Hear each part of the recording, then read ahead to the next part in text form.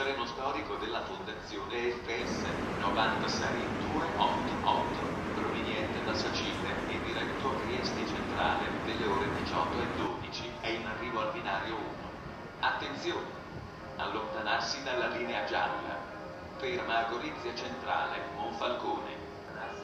Sono ammessi solo i viaggiatori muniti di biglietto a tariffa speciale.